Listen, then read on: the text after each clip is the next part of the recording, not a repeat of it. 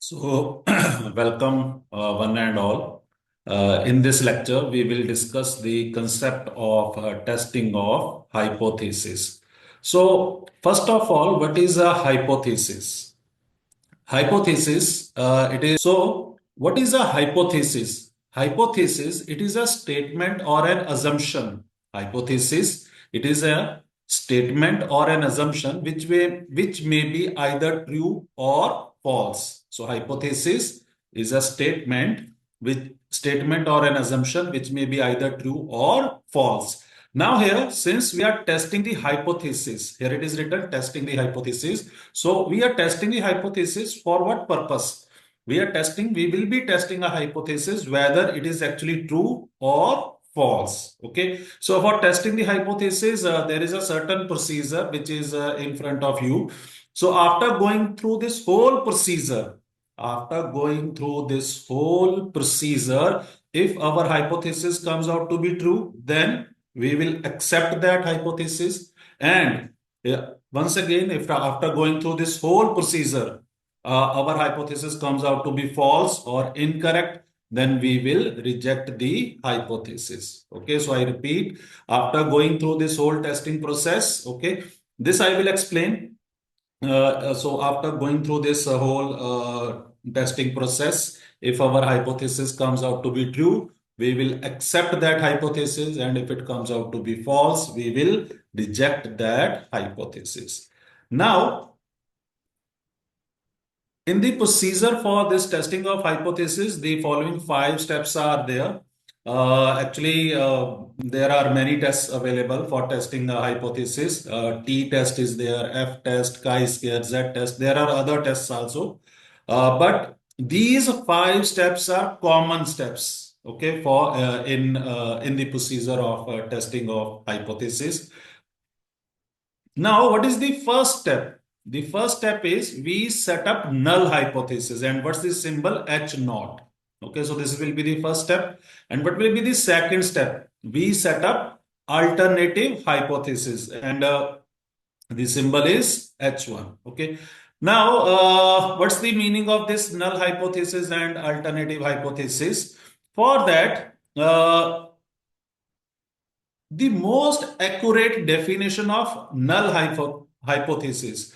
The most accurate definition of null hypothesis, it is here that null hypothesis is the hypothesis which is tested for its possible rejection. Null hypothesis is the hypothesis which is tested for its possible rejection under the assumption that it is true.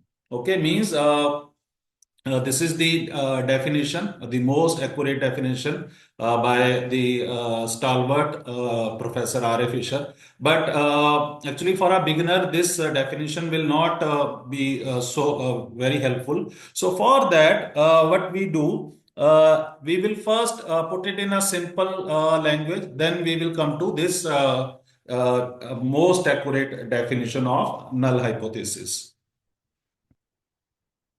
Now, here is the a simple definition of a null hypothesis. So, null hypothesis always assumes that there is no statistically significant difference between or among the values that we wish to compare.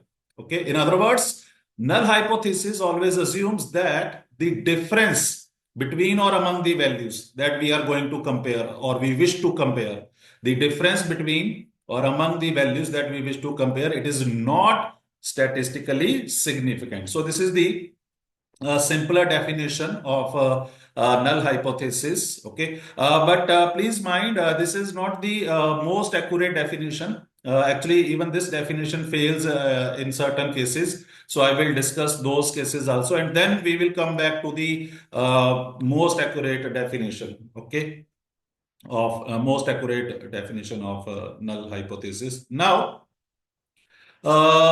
what's the meaning of this thing? Suppose I am comparing two population means. Say I am comparing mu1 and mu2. I am comparing mu1 and mu2. So what H naught will assume? H naught will assume that they are equal. In other words, it will assume that there is no difference, because if we are putting an equal sign here, that that will mean that the two population means they do not differ significantly, or the difference between these mu1 and mu2, it is not statistically significant. Similarly, suppose I am comparing a single population mean mu. I am comparing a single population mean mu with 100. Okay, with this number 100. Then what H naught will assume? H naught will assume that mu is equal to 100. Means the H naught will assume that the difference between mu and 100, the difference between mu and 100 is not statistically significant. Similarly, suppose if I am comparing two population variances, I am comparing two population variances. So H naught will assume that both are equal. In other words, H naught will mean that the difference between sigma 1 square and sigma 2 square, it will not be statistically significant. Okay. And please mind here this this equal sign is there. It doesn't mean if we are putting an equal sign here, it doesn't mean the two values that we are comparing, they will be exactly equal. I repeat, this equal sign here, it doesn't mean that the values which we are comparing, they are exactly equal. Then what does it mean? What is the meaning of this equal sign? This equal sign means that the values that we are comparing, they don't differ significantly. Okay. In other words, the difference between the values that we are comparing, it is not that significant, or not that important from statistics point of view. Okay. So the meaning of this equal sign is that the difference between the values that we are comparing, it is not significant. It is not that significant. It is not that important from statistics point of view. Okay. So there is a good example here. Suppose there are two population brands of bulbs. Actually, there are two types of bulbs, okay, which are being produced or manufactured. One type, it is produced by standard process. Standard process, you may say it is an old process. Standard process is an old process which is already available in the market. Okay, and there is a new process, new technique, okay, which is into the market. And mu1, what is mu1 here? It is the average life, mean life. What is mu1 here? Mu1, it is the average life of the population of bulbs which are produced by standard process. So what is mu2? It is the average life of the bulbs which are being produced by the new technique. Okay. Now, if suppose there is some manufacturer of bulbs which is who is producing the bulbs by these two techniques, for that manufacturer, the following three hypotheses, they are very important to test for any manufacturer. Actually, this is a very close to real life scenario. For any manufacturer which is producing or manufacturing these bulbs, for that manufacturer, the following three hypotheses, they are very important to test. Actually, for this manufacturer, this statement number three, or hypothesis number three, it should be tested at first, that the manufacturer must test whether there is some difference between the two processes or not. So the manufacturer must test this hypothesis. The manufacturer must test this hypothesis whether there is some difference between the two processes or not. So if the two processes, there is no difference, if this suppose this hypothesis comes out to be true, the hypothesis number three, it comes out to be true. So what will that mean? It will mean that there is no difference between the two processes. So if there is no difference between the two processes, then he can go on producing the bulbs with whatever technique he likes. So he may go on with the standard process, or he may go on with the new technique. Okay. But if this hypothesis comes out to be false, the hypothesis 3, it comes out to be false, then what will that mean? That there is some difference between the two processes.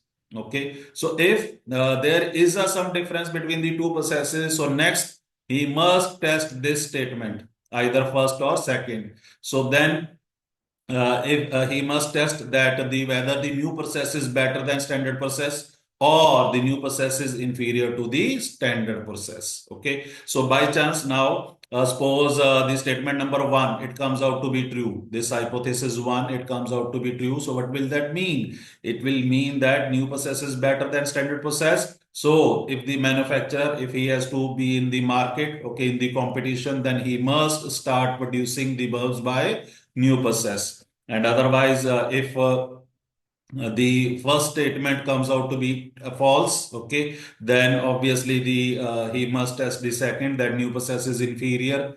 Okay, so if it actually comes out to be true that new process is actually inferior to the standard process, then he must keep on producing the bulbs with standard process.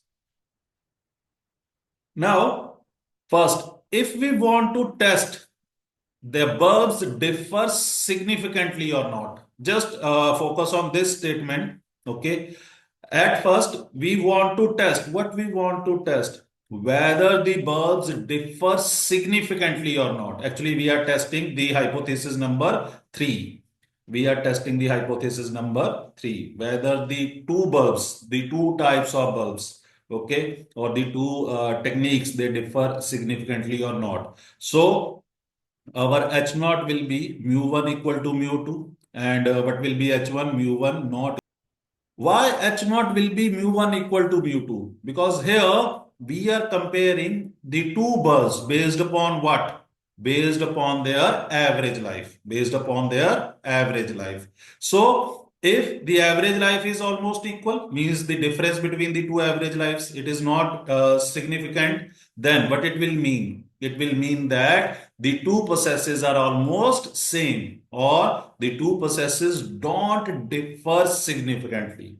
Okay, so what is mu1? It is the average life of the bulbs which are produced by the old technique, standard technique. And what is mu2? The average life or mean life of the bulbs which are produced by new technique. So if both the average lives are almost equal, okay, almost equal means the difference between these two, it is not significant, then what it will mean? It will mean that the two processes, they are almost same. Okay, so obviously what is our H naught now? H naught will assume that there is no difference. It will always assume that there is no statistically significant difference between or among the values that we are comparing. Okay, now if by chance suppose mu1 is greater than mu2, suppose this mu1 is greater than mu2, this comes out to be true. So what this comes out to be true, so it will mean that the older process, the standard process is better than, it is better than the new process. And if it comes out to be less, if it comes out to be less, then it will mean that the old process or the standard process, it is inferior to the new process. Okay. So now, at first, we are testing whether the two processes differ significantly or not. Okay, so this will be our H naught, and what will be our H1? H1 will be just opposite of this H naught, but here it will be mu1 not equal to mu2, because here we are testing that the two processes, do they differ significantly or not. We are not testing that some process is better. Please mind here, why will be this H1? Why will be this H1? Because here we are testing, merely testing this thing, whether the two processes differ significantly or not. We are not testing at present, at present, we are not testing that the two processes, that some processes are better or not. Okay, so that's why this will be our H1. Okay, so if H naught comes out to be true, so what it will mean? The two processes, they don't differ significantly. And if H1 comes out to be true, okay, then it will mean that the two processes, they differ significantly. If H1 comes out to be true, then it will mean that the two processes differ significantly. And if the two processes different significantly, If the two processes differ significantly, then further it will mean that some process must be significantly superior and the another process must be significantly inferior. Okay. So now uh, here, these are our H0 and H1. Now, one remark here. Obviously, we have only two options. What two options? That either H0 will be true or H1 will be true. Either H0 will be true or H1 will be true. Both can't be true. However, now if we want to test if the bulbs produced by new process have higher average life than the produced by standard process. Now we are testing. Now what we are testing? Now we are testing that whether the old process or the standard process, whether it is inferior to the new process or not. Please read here. Now we are testing that the bulbs produced by new process. If the bulbs produced by new process, if they have higher average life, if the bulbs produced by new process, if they have higher average life, then what it will mean? It will mean that the new process is better. I repeat, if the bulbs produced by new process, they have higher average life, it will mean that the new process is better than the standard process. So in this case, our H naught will be again this, that mu1 equal to mu2. Okay. But what will be our H1? It will be mu1 less than mu2. And now, suppose if we want to test that product of new process, it is inferior to the process to that of standard process. Means the this one mu2, it is less than mu1. So if mu2 is less than mu1, what it will mean that the new process, it is inferior. It is inferior to the standard process. So in this case, once again our H naught will be same. Okay. And H1, it will be nothing but mu1 is greater than mu2. This is our H naught and H1 now. Now H1, this enables us to decide whether we have to use a single tail test, right or left tail test, or a two tail test. Now, in one case, our H1 was mu1 not equal to mu2, which case where we were testing that whether the two processes they differ significantly or not, where we were merely testing the two processes differ significantly or not. So in this case, we have two options available, that mu1 it is greater than mu2 or mu1 is less than mu2, because if either mu1 is greater than mu2 or mu1 is less than mu2, but any of these cases is true, whether it is mu1 is greater than mu2 or mu1 is less than mu2, if any of these cases comes out to be true, okay, then obviously this will come out to be true. Okay. So here, if H1 is like this, it is not equal case, means H1 has this not equal sign. If H1 has not equal sign, then this is called two-tailed test. Okay, why? Because here we have two options available, that either mu1 is greater than mu2 or mu1 is less than mu2. But in the other two cases, our H1 was either mu1 greater than mu2 or the H1 was mu1 less than mu2. So here we have only one option. What option? That mu1 is greater than mu2. Okay. So similarly in the second case, one more case, mu1 was, this was our H1, that mu1 less than mu2. Okay, so here again we have only one possibility, one case, that mu1 is less than mu2. So these two, this and this, they are called single-tailed test. Now, the third step is level of significance. Means in third step, we decide our level of significance. Actually, its symbol is alpha. Alpha, this symbol is alpha. And actually, this level of significance, it will be given to us in our questions. And usually this alpha level of significance, LOS, LOS, okay. So usually it is 5%, 2%, 1%, 10%. Okay, so third step, we define our level of significance. The symbol is alpha. Okay. Now, precisely what is alpha, how it be defined, this I will discuss later on. But then in the fourth step, we calculate test statistic or test criteria. The symbol is Z. Actually, this one, it is the most general. This is the most general test statistic or most basic test statistic, means every other test statistic, may it be test statistic of t test, f test, chi-square, z test. Actually, I will discuss these four tests. So whatever test is there, okay, t test, f test, chi-square, z test, okay, all the test statistic, they are derived from this one, okay, that it is t minus expectation t divided by standard error of t. Now, what is t here? Actually, t is nothing but it is our statistic, means the function of sample observation. So what is this t? It is nothing but the test statistic. For example, suppose this t, it is our x bar, the sample mean. Obviously, sample mean, it is function of what? The sample observations. Okay. So this I have discussed in the in the topic of estimation. Okay, in lecture number 1. So one can, if t is x bar, sample mean, so what will be expectation value of t? The expected value of x bar, the sample mean. And what is the expected value of x bar? It is mu, population mean.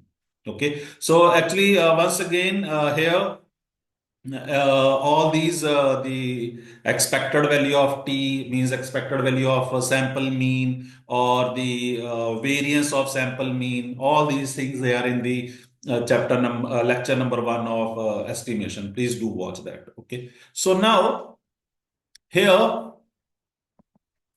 so this will be this thing. And what is now this standard error? Standard error in T. It is nothing but standard deviation in T. This is standard deviation in T. Actually, this standard error in T, actually, this term, it is coming from the sampling distribution of T. There is a concept of sampling distribution of T. This concept, it is a bit beyond our scope. So at present, this is sufficient for us, that standard error in T, it is nothing but standard deviation of T. Okay. And for example, here, what is this standard deviation of T? It will be nothing but standard deviation of x bar. Okay. And that will be nothing but square root of variance of x bar. And what is variance of x bar? It is nothing but sigma square by n. Okay. So this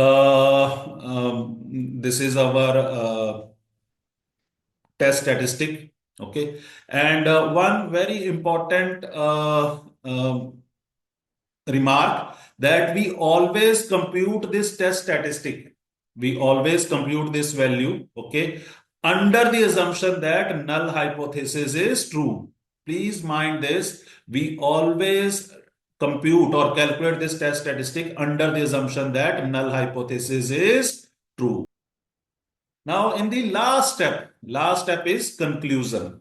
Okay. Now, in conclusion, for the conclusion, we will have two values of Z or Z. We will have two values of Z or Z. What will be one value? One value will be calculated. So we will have one calculated value CAL, calculated value of Z, and there will be another value that will be tabulated value of Z. Okay, the another symbol is Z alpha. So I repeat, we will have two values of Z or Z. One will be calculated value of calculated value, and one will be tabulated or Z alpha. Okay, now this calculated value, actually this value we will be having it from step number 4. For step number 4, actually in step 4, we will calculate this Z value. So from there we will have this value. And this tabulated value, again, it will be given to us in the question statement. And since it is a tabulated value, okay, so it will be coming from some standardized tables. Okay, so actually t test, it has its own tabulated values. Chi-square, it has its own tabulated values. F test, it has its own standardized tabulated values. Okay, so these values will be given to us in our question state. If absolute value of calculated Z if absolute value of calculated Z, it is less than tabulated Z. Okay. If absolute value of calculated Z, it is less than tabulated Z. And tabulated Z, it is also known as a significant value. Okay, significant value, tabulated value, or critical value. Please mind the tabulated value, it is also known as significant value, tabulated value, or critical value.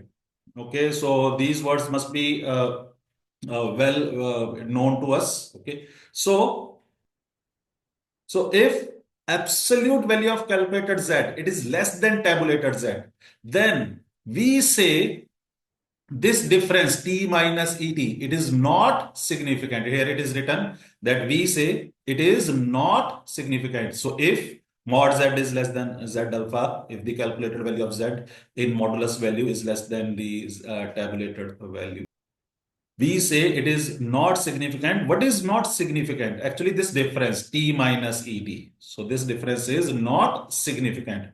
So if this difference is not significant, then obviously what two values we must be comparing?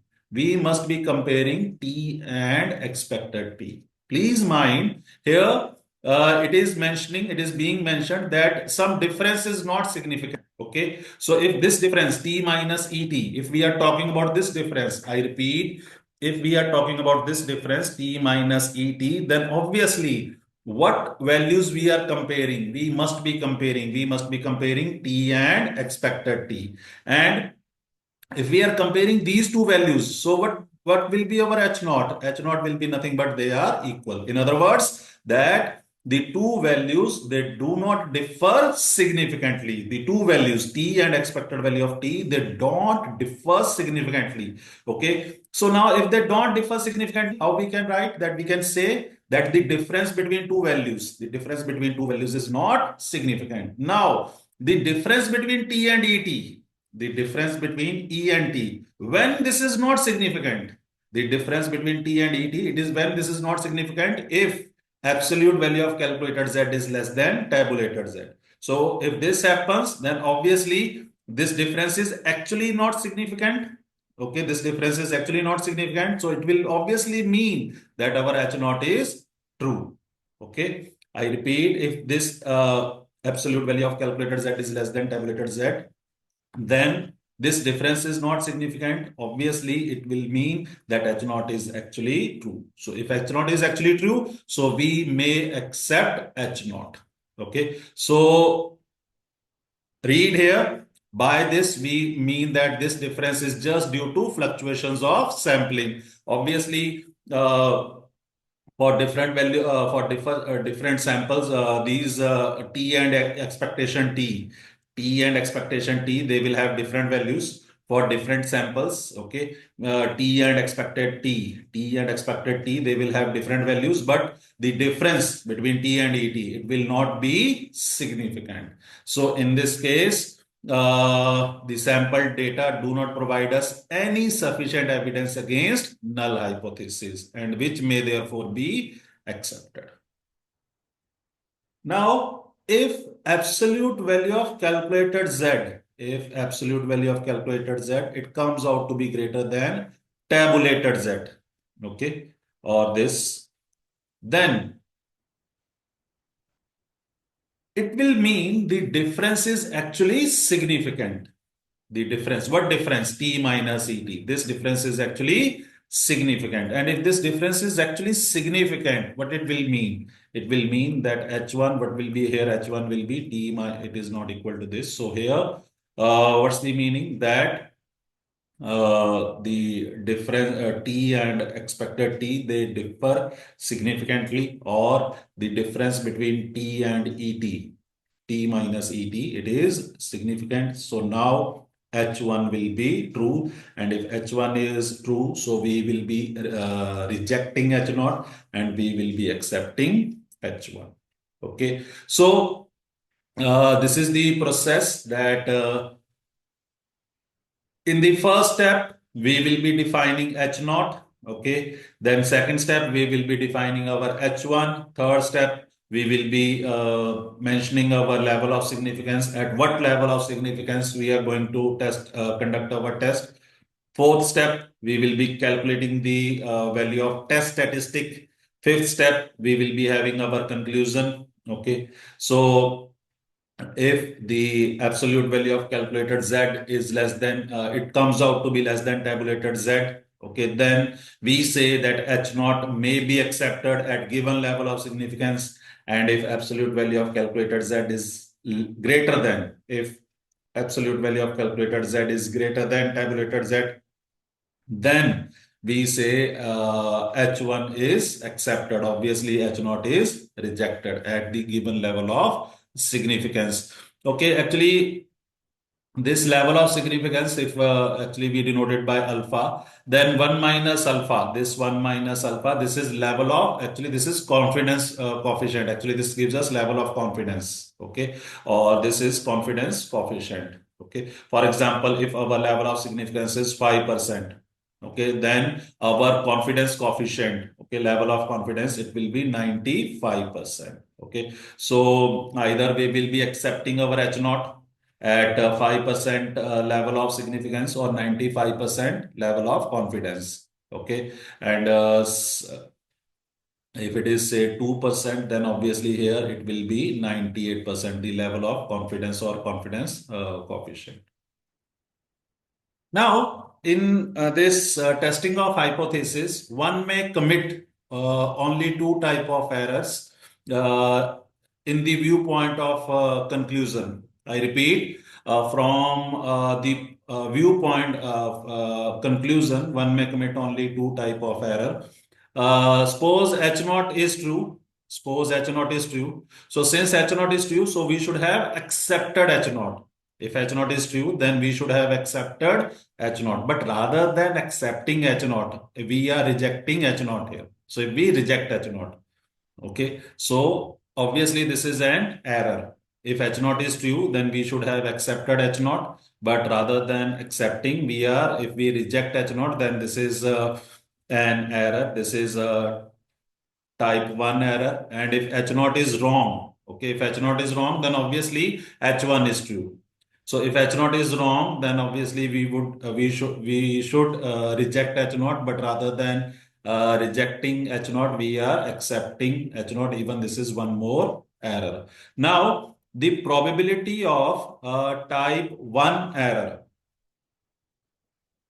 the probability of rejecting H naught when it is true, it is nothing but alpha. So this alpha, it is the level of significance. So this is the one definition of level of significance. Okay, that what is level of significance? It is nothing but the probability of type 1 error. Actually here, how to read this probability of rejecting H naught, given that, here it is, given that H naught is true, given that H naught is true. So probability, actually this is conditional probability. So probability that H naught is true, H naught is true, H naught is true. So still we reject H naught, still we reject H naught.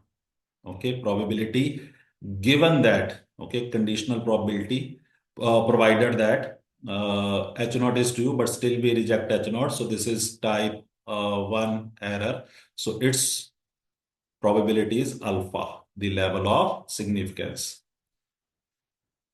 And the probability of type 2 error, it is beta. It is beta. So actually here again, probability that given H1 is true, given H1 is true. How to read? How to read this? Given that H1 is true. So since H1 is true, so it should have been accepted, but we are accepting H naught. Okay. So this is nothing but beta. Okay. So given H1 is true, but still we are accepting H naught. Okay. Now, just for the knowledge that 1 minus beta, this is called the power of the test. This is what we call the power of the test. Okay. Means how much test is effective in a particular real life case or in a particular example or situation. Okay.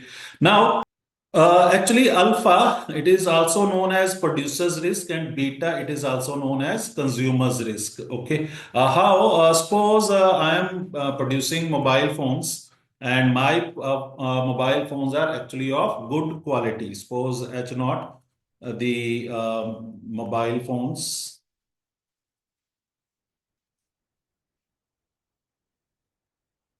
are of good quality, and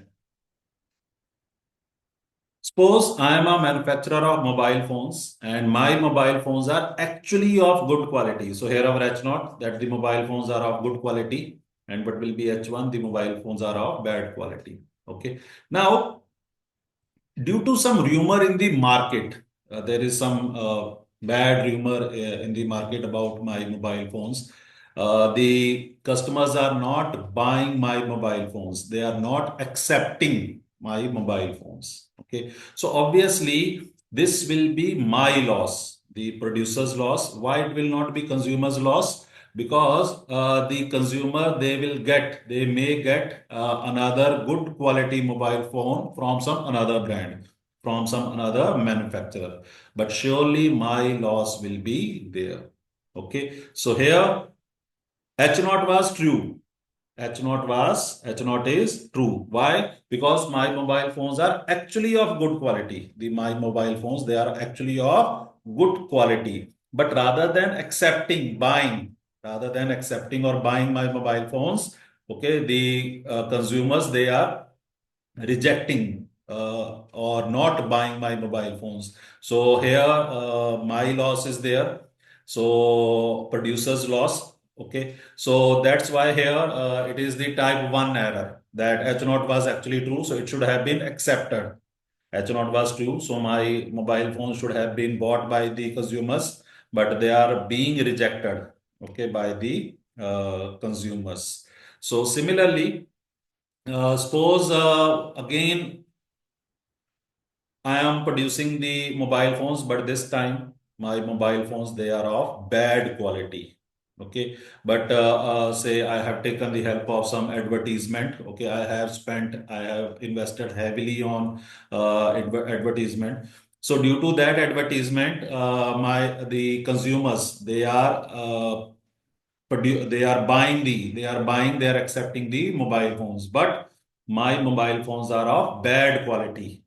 But due to the advertisement, the customers they are buying my mobile phones, they are accepting my mobile phones. Okay, so again here there is an error. What's the error? That actually here H naught was false. Okay, means their H0 was false, so it should have been rejected. Or H1 is true, so H1 should have been accepted. Means the mobile phones should not have been bought, but they are being bought by the customers or consumers. So obviously, whose loss? It will be consumers' loss. Okay, so this is type 2 error. And the probability of type 2 error, which is beta, it is also known as the consumer's risk. Okay, I think this is clear that H1 is true here, that my mobile phones are of bad quality. Okay. So since they are of bad quality, so H1 should have been rejected. Okay, means the mobile phones should not have been bought by the customers. But if customers are still buying my mobile phones, so obviously they are accepting H naught. They are accepting H naught means they are buying my mobile phones. Accepting H naught here, they are buying my mobile phones. Okay, in spite of the fact they are of bad quality. Okay. So this is what we call the type 1 error and type 2 error. Okay. Okay, one remark here. Someone may say that if we define the first statement as H1 and second statement as H naught, then these definitions of producer risk and consumer risk, they will just interchange their roles. Actually, this can never be the case. For that, actually, the first statement, it can never be our H1. Okay. If time is there, I would love to discuss this one also, that why the first statement is H naught, why the first statement not H1. Okay. So for that, we have to go more deep into the definition of null hypothesis. Okay. So at present, I am not going to that. And if time is there and if demand is there, I would love to do that also. Now, we will see what is critical value, significant value, or tabulated value. Okay. So in the fifth step, I told you that we compare the calculated Z with critical Z or significant Z or tabulated Z. Okay. So for that, actually, if you see in this one, this graph, actually, so, what is this curve? Actually, this is nothing but our normal probability curve. It is nothing but the normal probability curve. You can see this value is here, z equal to z alpha means what is the equation of this straight line? So this straight line, actually it is nothing but wait. So this one is nothing but z equal to z alpha or z or z. And what is this straight line? It is z equal to minus this one. So here, what is this z alpha? Okay. Actually, this is our critical value, significant value, or tabulated value. And here, this black shaded portion, it is rejection region. And this, even here, it is rejection region. And this white portion, actually, obviously, this will be our acceptance region. So why it is called acceptance region, this one, okay, and why the black shaded region is rejection region. Recall back, if the absolute value of calculated Z, it is less than Z alpha or Z tabulated value, okay, then we accept H naught. We may accept H naught. So if this is the case, so Z calculated, it will be lying in what region? Obviously between minus Z alpha to Z alpha. Okay, I think you know this thing that if mod of x is less than k, then obviously x lies between minus k to k. Okay, so that's why if calculated z, if it is in this region, so we accept h naught. So obviously you can see here in this white region, your z, calculated z, it will be in this region. So that's why its name is acceptance region. And if mod z calculated, it is greater than z alpha, then either the calculated Z, it will be greater than Z alpha, okay, or calculated Z, it will be less than minus Z alpha. So either it will be this case, you can see this case means your Z calculated will be in this region, or your Z calculated will be in this region. Okay. So in this case, we reject H naught. We reject H naught. Reject H naught. Okay. So that's why this region is called rejection region. Now I come back to the fact where I told you that. So we calculate test statistic under the assumption that null hypothesis is true. Okay. Actually, up to the fourth step, we assume that our null hypothesis is true. Up to the fourth step, we assume that our null hypothesis is true. Actually, this is in the fifth step itself. This is in the fifth steps itself. If the absolute value of calculated Z, it comes out to be less than tabulated Z, okay, then then H naught is actually true. Please notice the words up to fourth step. What is our assumption? Up to fourth step, our assumption is that our null hypothesis is true. And this is in fifth step. This is in fifth step that if H naught actually comes out to be true. So when H naught will actually come out to be true, if the absolute value of Z is less than tabulated Z. Okay. So if the absolute value of calculated Z, it comes out to be less than tabulated Z, then H naught is actually true. So if it is actually true, then we will accept H naught. Okay. And if the absolute value of calculated z is greater than z alpha, tabulated, then h naught is false. Okay. Okay, then obviously if it is false, then we reject h naught and we accept h1. Okay, means up to the fourth step. Up to the fourth step, what is our assumption? That null hypothesis is true. Okay, so in the fifth step, okay, so now it is in the fifth step. If it actually comes out to be true, then we accept null hypothesis. And if it comes out to be false, okay, then we reject null hypothesis. And now one can understand this definition by Professor. So now that's why, according to Professor Fisher, null hypothesis, the hypothesis which is tested for possible rejection under the assumption that it is true. Now you can understand that what is null hypothesis? Actually, null hypothesis, it is the hypothesis which we assume that it is true. So what is null hypothesis? It is the hypothesis which we assume that it is true. Okay, but true only up to fourth step. Now in the fifth step, if it comes out to if it comes out actually to if it actually comes out to be true, then we accept that. And if it comes out to be false, then we reject that. Okay, I repeat. So null hypothesis, it is the hypothesis which we assume that it is true, but up to which step? Up to the fourth step. And in fifth step, if it actually comes out to be true, then we accept null hypothesis. And if it comes out to be false, then we reject H naught. Now here, uh, this region, it is what we call the rejection region, and this white one is acceptance region. Okay, now we can understand this one. Okay, why these regions are called so. Now, if you see what this value is doing, z equal to z alpha, actually it is separating this value. It is separating the acceptance region and rejection region.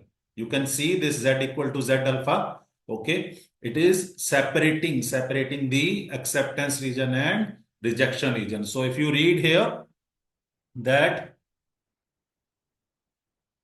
the value of test statistic which separates the critical or rejection region, the value of test statistic which separates the critical or rejection region, okay, and the acceptance region, it is what we call critical value, significant value, or tabulated value.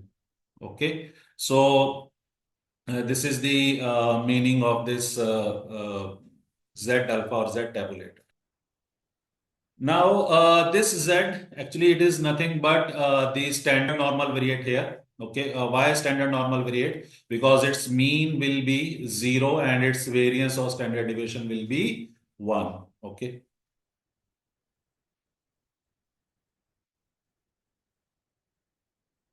Obviously here, this holds for large samples, means if your n, the sample size is tending to infinity, means the if n is tending to infinity, what's the meaning? That your sample size is large enough. N represents sample size. So if n tends to infinity, how to read this? That it means that the sample size is large enough. Okay, so if sample size is large enough, then this z, its mean will be 0, variance or standard deviation will be 1, and this z, it will start following the normal distribution. Now, this relation is actually important for us. How? Actually, probability mod z greater than z alpha. What is this? It is probability either z is greater than z alpha or z is less than minus z alpha.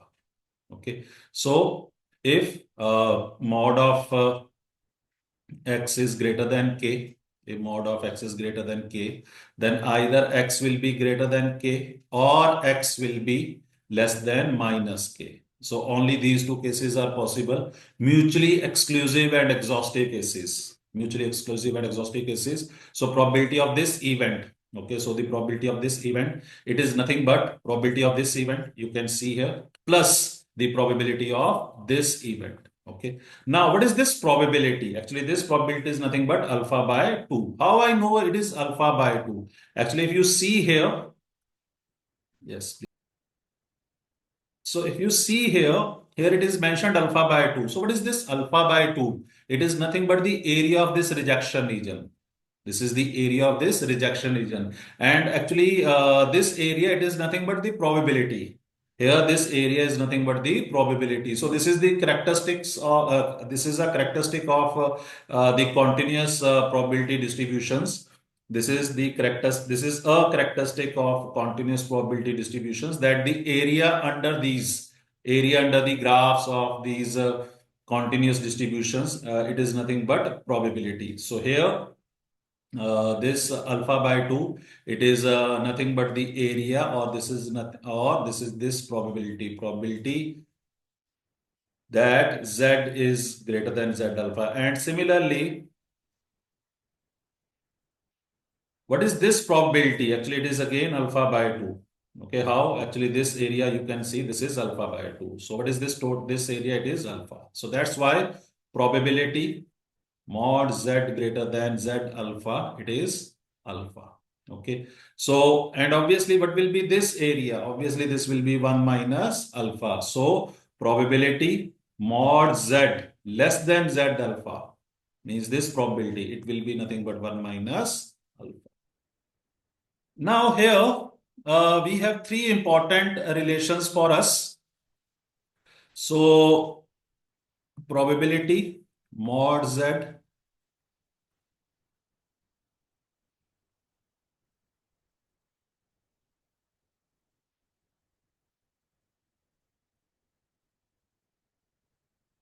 So these three relations, okay, this one, and this one, actually they have some importance. Actually, what's the first relation? Actually, this is actually not first, all these three. They have the relation, they are the relation between Z alpha. You can see this Z alpha at this position. One can very well see at this position what we have, Z alpha. What is this Z alpha? It is nothing but our tabulated Z, okay? Or this is critical Z, or significant Z, or critical Z, tabulated Z, or significant Z. So at this position, we have our critical Z. Yeah, obviously this negative sign we are ignoring. And what is this side? If you see at this position, here we have our LOS, the level of significance. I repeat, here two slots are important. Two slots are important. If you see this slot, if you see this slot, it is this slot which is occupied by tabulated Z, or Z alpha. Okay. And here this slot, it is occupied by what? The level of significance. Okay. So they are the relations between the tabulated Z and level of significance. These relations, they are the relations between tabulated Z and level of significance. Okay. So here, what is the first relation? Actually, this is the relation between tabulated Z and level of significance, but for a two-tailed test, for a two-tailed test. Okay. Why two-tailed test? Because if mod z is greater than z alpha, again we have two options. What two options? That either z will be greater than z alpha, or z will be less than minus z alpha. If mod z is greater than z alpha, we will have mod z greater than. So if mod z is greater than z alpha, then obviously either z will be greater than z alpha, or z less than minus z alpha. So obviously we have two options available. So that's why. What is the first relation? The first relation, it is the relation between tabulated z and the level of significance. But for what? For a two-tailed test. And what are the next two relations? The next two relations, again, they are the relations between tabulated Z, okay, tabulated Z and level of significance. But for what? But for a single tailed test. The single tailed test. Okay. So here, Obviously, here we have only one option. Here we have only one option that Z will be greater than Z alpha. Here only one option, Z is less than minus Z alpha. So what's the meaning of all this discussion? So if you see here, your tabulated value Z alpha, if you see this Z alpha, it is same. This Z alpha is same. Actually, we are ignoring this negative sign. So here this critical value is same. But here, what is the level of significance? Alpha. And it is for two-tailed test. And here, what is the level of significance? It is alpha by 2. But for what? For which test? For single-tailed test. So the conclusion is that for the same significant value, for the same significant value, okay, if alpha is the level of significance for a two-tailed test, okay, for the same Z alpha, what will be the level of significance for single-tailed test? It will be alpha by 2. I repeat, if Z alpha, it is the tabulated value for a two-tailed test, and for level of significance alpha, for level of significance alpha, okay, then for the same significant value, ignoring the negative sign, obviously ignoring the negative sign, what will be the level of significance for single tail test? It will be alpha by 2. Okay, so for that, if I show you a particular table, so for the same significant value, critical value or tabulated value, Z alpha. If alpha is the level of significance for a two-tailed test, then the level of significance for a single-tailed test, it will be equal to alpha by 2. Okay, or the significant or critical value of Z for a single-tailed test at level of significance, it is alpha. Alpha, it is same as the critical value of Z for a two-tailed test at level of significance, 2 alpha. Now, if you see here, this 1.645, just focus on this value, 1.4645. Once again, ignore the negative sign. So this critical value, 1.645, it is the critical value for a two-tailed test. This 1.645, it is the critical value for two-tailed test, and with what level of significance? 10%. And 1.645, same critical value, 1.645, the same critical value. These two critical values, they are for right tail test, or right tail or left tail, means single tail test. Okay, but for what level of significance? 5% level of significance. Okay, so actually this remark we will be using in some of our questions. Okay, so that's why I have discussed here. Thank you, everyone.